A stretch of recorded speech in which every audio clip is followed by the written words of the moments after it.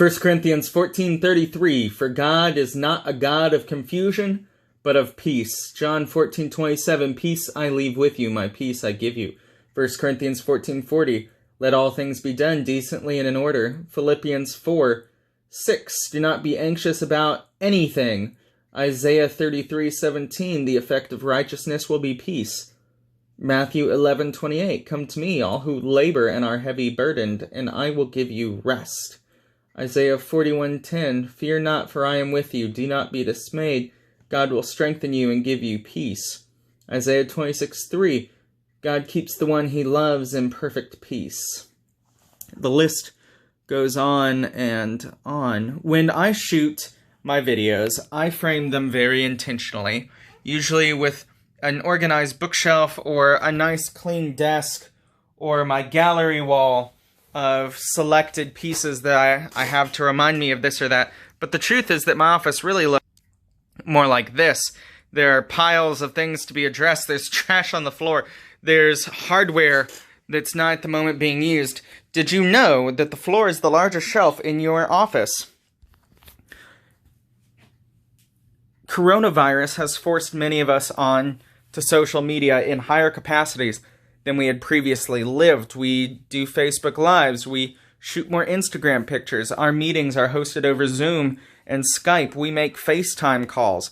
And when we do, we try to frame our shots very specifically to make us look organized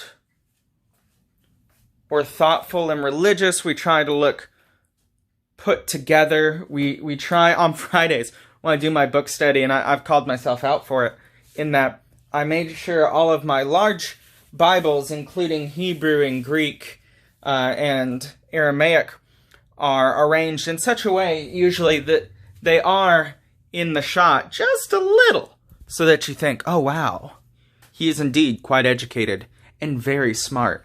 I should listen to what he's saying, but why are we doing this? Why are we spending so much time framing our shots in these ways? I think we're trying to tell a story, and that's always true on social media. You're trying to sell something. You're the product. And the story that we're trying to tell is usually that we are a little more organized than we actually are, that we're a little more put together, that we have things together, that we have things figured out. The real question is, who are we trying to convince? Is this for the people we're talking to, or is this for us? If you're anything like me, you're dealing with a lot more chaos than usual right now. The world is not how it normally is. This isn't how it's supposed to be. I'm not supposed to be cooped up in here. I'm not supposed to have to deal with this much stuff in the house. Church life is different. The week has no normal rhythm for me, and I know it's the same for you at home. Your normal patterns have been thrown off, and so we're desperately trying to frame our lives in such a way, look at me voguing, that we can feel like we have some control. But the truth is that the control that we thought we had was a bit of a plastic facade, that wasn't reality, that layer that was protecting us from chaos was already very thin. But the good news is that the Bible is full of people surviving through chaos. The Bible is full of stories of God intervening on behalf of those living in chaos. God is not a God of chaos, but of peace. It's God's peace that Jesus declares. This past Sunday, we read in the Gospel of John, the resurrected Jesus appears to the disciples and he says, receive the Holy Spirit, and he breathes on them. Very weird, Jesus. That's a strange thing to do. That's not normal. But that's what happens in this story. Jesus imparts on them the Spirit, peace, love, this new breath, this new energy, this new way of being human. And this strange ritual, I think, is Jesus giving them something to hold on to. Jesus has breathed new life into me, so I can do this. Receive that for yourself. In a world that is chaotic and dangerous and strange, be aware that you're not the first person to deal with chaos or strangeness or danger or peril, with sickness, with uncertainty, with anxiety, with depression. You are not the first.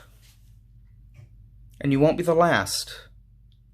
And God has been here. God has seen this movie before.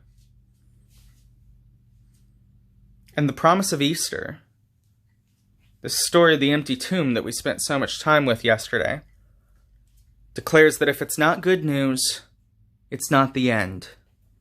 The final word will always be health and life and love in Jesus.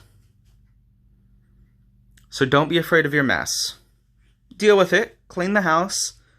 Take a shower. It was kind of a struggle this morning for me to brush my teeth, but I did. But don't feel the need to control the world. That's not your job. You are not your brother's keeper. Find time today to put the mess away and to breathe deeply, to receive peace and confidence from God, and to encourage others that the Mass is not the defining story of their life, because there's always been two stories being told. There's the story we tell about ourselves, the story of mess and chaos and brokenness and sin and sickness and death and failure and fear and anxiety, but there's also the story that God has been telling about us, which is one of love and life and family. Choose today who you're going to believe, and take time to make that decision. Choose to believe the story that God is telling about you. Grace and peace, friends.